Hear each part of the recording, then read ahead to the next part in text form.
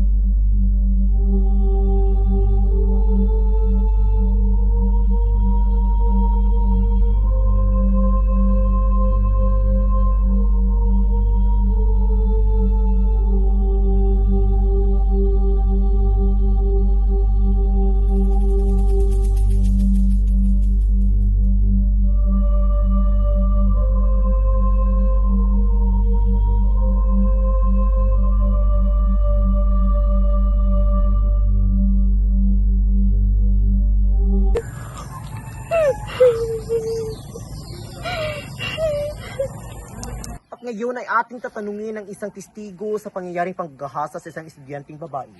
At ngayon ay nandito po siya. Will sir, ano po bang inyong nakita? Ano po? May nakita po akong isang babaeng ginahasa ng mga magsasaka sa isang sulok na daanan. At kailan po iyon? Nung ako po ay naglilipat na aking mga kambing mula sa aking palaya.